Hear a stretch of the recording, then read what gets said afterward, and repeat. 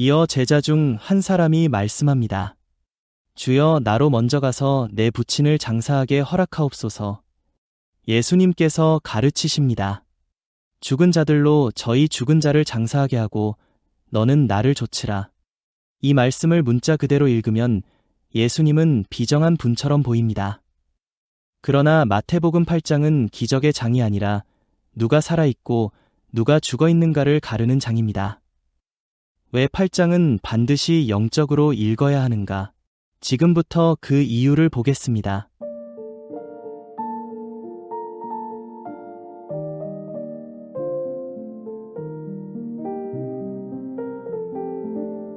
우리가 지금부터 살펴볼 마태복음 8장은 단순한 기적 기록이 아닙니다. 8장은 예수님의 치유와 기적이 집중적으로 기록된 장이지만 이 장을 단순한 기적 모음집으로 읽어서는 그 깊은 의미를 놓치게 됩니다. 성경은 구약을 그림자로, 신약을 실체로 보여줍니다. 구약의 많은 사건과 제도는 장차 오실 그리스도를 예표하는 모형이었고, 신약에서는 그 모형이 예수님의 사역 안에서 실제로 드러나게 됩니다. 그렇기 때문에 마태복음 8장에 등장하는 정결, 권세, 치유, 해방, 그리고 제자도의 흐름은 구약 속에서 이미 여러 방식으로 예표되었던 출애굽과 구원의 여정의 구조가 예수님을 통해 완성되는 장면이라고 볼 수 있습니다. 겉으로 보면 병이 낫고 풍랑이 잠잠해지고 귀신이 떠나는 사건들이지만 성경은 언제나 사건을 통해 하나님이 어떤 분이신가, 그리고 그분의 말씀이 사람의 내면에서 어떻게 역사하는가를 보여줍니다. 예수님께서 산상수훈에서 하늘의 법을 선포하신 직후 8장은 그 말씀이 실제로 사람의 마음과 삶 속에서 어떻게 이루어지는지를 보여주는 장면입니다. 즉, 외적인 기적의 기록이 아니라 말씀으로 이루어지는 내적 변화의 모형을 우리에게 보여주는 장입니다. 이제 그 흐름을 살펴보겠습니다. 첫 번째, 성경 자체가 사건보다 의미를 강조하기 때문에 성경은 어떤 사건이 일어났다는 사실보다 그 사건을 통해 하나님이 무엇을 나타내시는가를 더 강조합니다. 예를 들어 출애굽의 홍해 사건도 단순히 물이 갈라진 기적이 아니라 하나님이 그 백성을 죄의 종살이에서 끌어내시는 해방의 그림으로 설명되죠. 광야의 만나도 단순히 빵이 아니라 사람이 떡으로만 살 것이 아니요 말씀으로 산다는 의미로 연결됩니다. 이처럼 기적은 항상 영적 실제를 보여주는 표적입니다. 그래서 예수님의 기적들도 반드시 영적 의미를 중심으로 보아야 합니다. 두 번째, 마태복음 자체가 표적 영적 실제 구조로 쓰였기 때문에 마태복음은 예수님의 행적을 순서대로 나열하려는 책이 아닙니다. 의도적으로 말씀, 표적, 결론, 구조로 쓰였습니다. 6장과 7장에서 말씀을 선포하시고 8장과 9장에서 그 말씀의 능력이 사람의 내면과 환경을 변화시키는 과정이 이어집니다. 그러므로 8장의 병, 풍랑, 귀신들은 현실에서 있을 수 있는 문제이면서 동시에 말씀을 방해하는 영적 장애물을 대표합니다. 문둥병, 공동체와 하나님 앞에서의 단절, 중풍병과 마비, 움직임을 잃은 영적 상태, 열병, 사명과 생기를 소모시키는 내적 타락, 풍랑, 믿음을 흔드는 혼란, 귀신의 억압, 사람을 지배하는 거짓 영. 이 모든 것이 영적 실제를 상징하기 때문에 8장을 물리적 사건에만 묶어두면 마태가 의도한 메시지를 절반밖에 보지 못하게 됩니다. 세 번째, 예수님께서 기적을 표적이라고 하신 이유 때문에 예수님 자신의 말씀에서도 기적은 자기 자신에 대한 증거, 즉 표적입니다. 마태복음 12장 39절. 표적이란 상징이며 상징은 영적 실체를 가리키는 손가락입니다. 그러므로 마태복음 8장의 기적들은 예수님은 이런 능력을 가진 분이다 라는 소개를 넘어서 말씀이 우리 안에서 어떤 변화를 일으키는지 보여주는 영적 그림입니다. 네 번째, 구약 전체가 육적 사건, 영적 의미 구조라서 성경의 계시는 언제나 육적인 사건으로 시작하지만 그 목적은 영적 실제를 드러내는 것입니다. 아브라함의 나라, 하늘의 나라, 육적인 성전, 영적인 성전, 육적 제사, 마음의 제사, 육적 가나안, 영적 안식, 이 구조는 예수님이 오셨을 때 절정에 이릅니다. 따라서 예수님의 사역을 육적인 사건만으로 보면 성경이 흐르는 전체 구조에서 벗어나게 됩니다. 다섯 번째, 마태가 예수님을 새로운 모세로 보여주기 때문. 마태는 예수님이 새로운 모세이심을 강조합니다. 산에서 율법 선포, 산에서 산상수훈, 광야의 기적들, 현장에서의 치유와 권세, 바다를 다스림, 홍해를 가르신 하나님을 드러내심. 이 연결고리 자체가 육적 모세, 영적 완성의 예수라는 큰 틀을 가지기 때문에 마태복음 8장을 읽을 때 기적의 외형보다 그 영적 완성의 의미에 집중하는 것이 전체 맥락에 정확히 맞습니다. 여섯 번째, 산상설교가 5에서 7장과 8장의 구조적 연결 때문입니다. 5에서 7장은 하늘 나라의 말씀, 시를 선포한 장입니다. 그러면 자연스럽게 다음 장에서는 그 시가 실제로 어떤 열매와 능력을 나타내는가가 드러나야 합니다. 8장은 바로 그 시가 실제 삶에서 역사하는 모습을 보여주는 장입니다. 말씀, 권세, 정결, 치유, 제자의 길, 풍랑, 영적 전쟁. 이 흐름은 모든 영적 탄생의 단계를 상징적으로 보여주고 있습니다. 즉, 8장은 표면적 사건이 아니라 말씀으로 새 사람이 되어가는 성장의 단계 자체를 보여주는 영적 장입니다. 일곱 번째, 8장의 모든 인물 사건이 영적 상태를 상징한다. 나병 환자, 정결을 잃은 영적 상태, 백부장, 하나님 나라의 권세를 아는 믿음, 하인, 내면의 연약함 마음의 병, 베드로 장모의 열병, 작은 열정 작은 시험 내부의 뜨거움, 풍랑, 외부 환경의 흔들림 믿음의 시험, 거라사 광인, 말씀 없이 방치된 심령에 쌓여온 어둠, 돼지떼, 육체적 욕망의 상징, 도시 사람들이 예수를 거절함, 말씀을 두려워하는 종교적 시스템. 이처럼 인물 하나, 사건 하나가 단순한 이야기적 묘사가 아니라 영적 상태를 드러내는 표징이기 때문에 8장은 원래부터 영적 읽기를 전제로 구성된 장입니다. 여덟 번째, 히브리적 해석 구조 자체가 사건의 상징성을 기본으로 한다. 고대 유대 전승은 사건을 단순 기록이 아니라 하나님의 구속사 패턴, 패러다임으로 해석했습니다. 예를 들어 설명해 보겠습니다. 사건과 영적 의미, 출애굽의 장자 죽음은 죄의 지배에서의 해방, 홍해 도하는 세례 새 출발, 광야 만나는 말씀의 양식, 여리고의 성은 마음의 견고한 진, 마태복음도 동일한 방식으로 구성됩니다. 8장은 치유 사건의 나열이 아니라 구약의 구속 패턴을 예수님의 사역 속에서 재현하는 장입니다. 그래서 자연스럽게 영적 구조로 이해해야만 본래 의도가 살아납니다. 아홉 번째, 8장의 사건들이 구약의 정결, 권세, 구원, 해방 패턴을 그대로 따르기 때문입니다.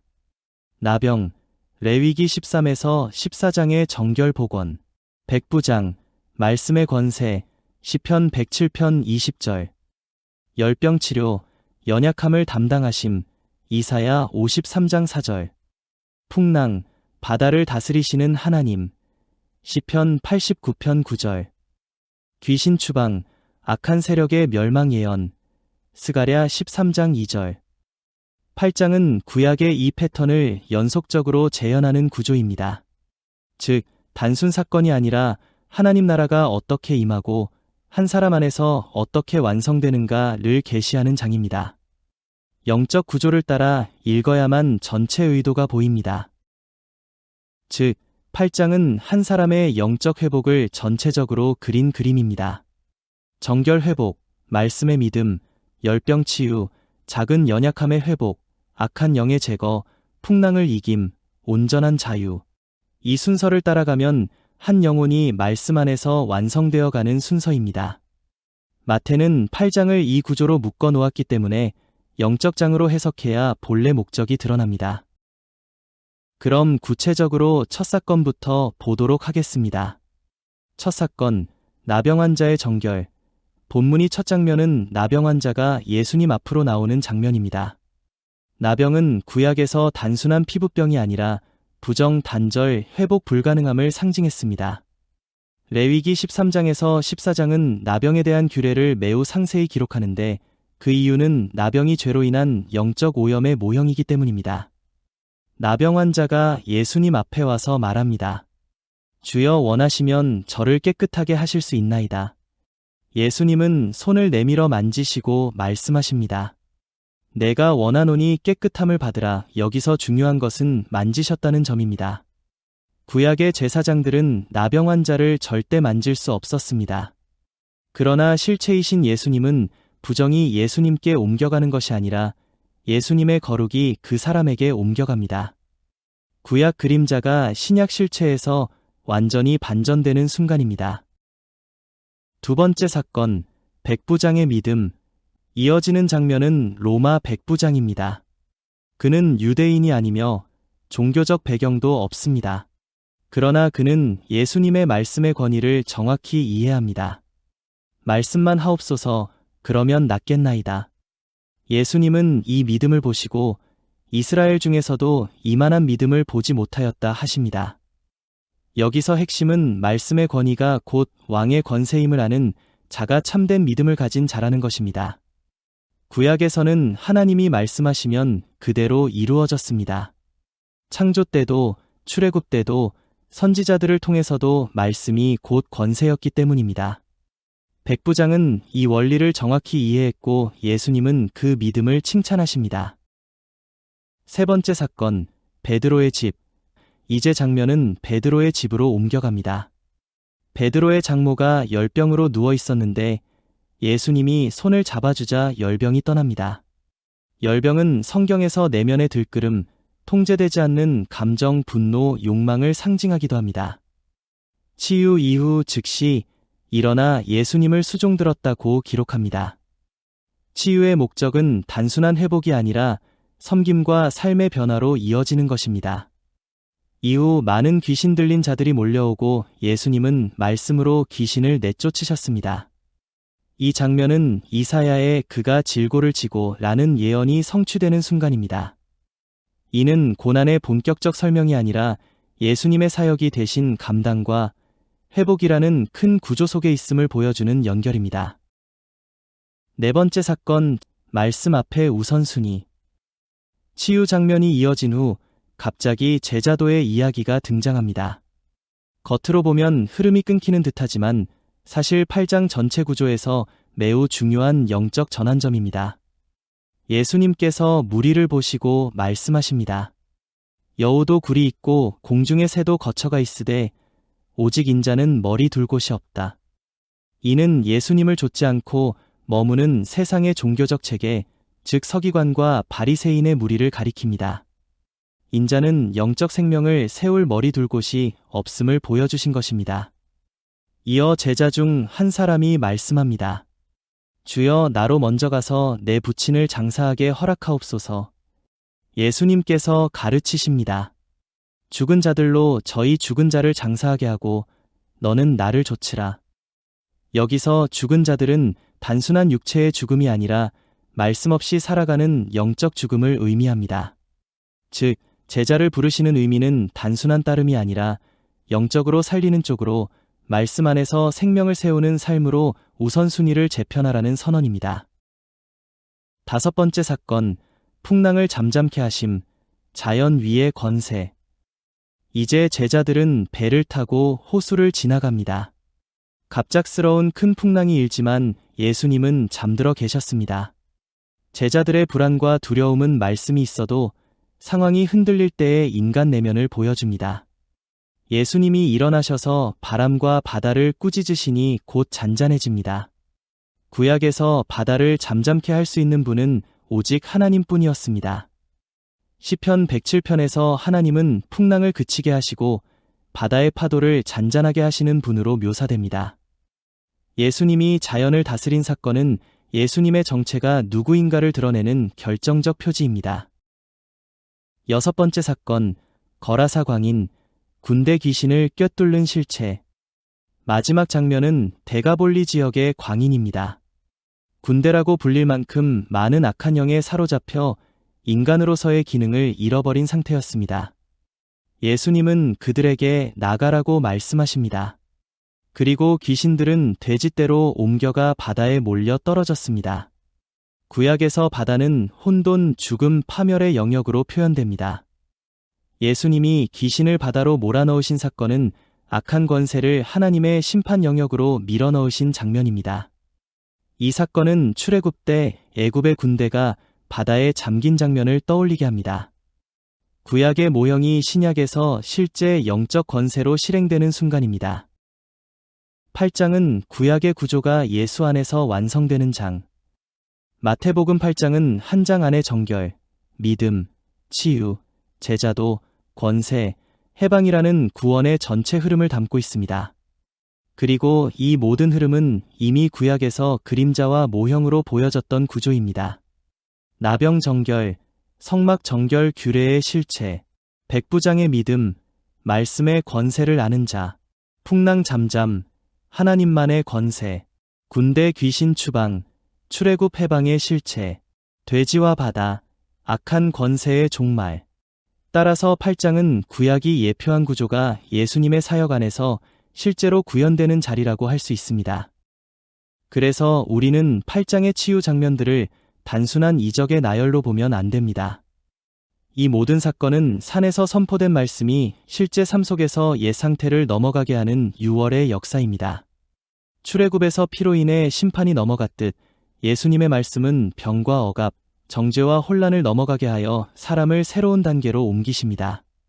바로 이것이 8장이 보여주는 영적 유월절의 완성입니다.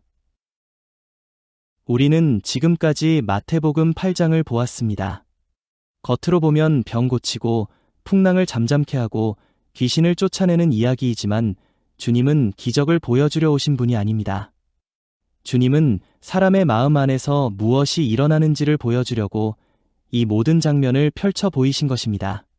8장은 한마디로 말하면 말씀을 듣기만 하는 신앙에서 말씀이 실제로 나를 바꾸는 신앙으로 넘어가는 첫 장면입니다. 나병 환자처럼 말씀 앞에 설 때 드러나는 나의 오랜 상처와 죄성, 백부장처럼 말씀의 권위 아래 다시 세워지는 믿음의 질서, 풍랑 앞에서 드러나는 믿음의 깊이, 군대 귀신처럼 말씀 앞에서 무너지는 옛사람의 구조, 이 모든 것이 우리 안에서 일어나는 사건입니다. 오늘은 마태복음 8장에서 말씀이 사람의 삶 바깥에서 역사하며 부정과 혼란을 넘어가게 하는 과정을 살펴보았습니다. 다음 시간에는 마태복음 9장을 통해 그 말씀이 더 가까이, 더 깊이 다가오는 장면을 보게 될 것입니다. 성경의 구조가 늘 그러하듯 바깥에서 시작된 구원의 역사는 점차 하나님 앞으로 나아가는 흐름을 가지게 될 것입니다.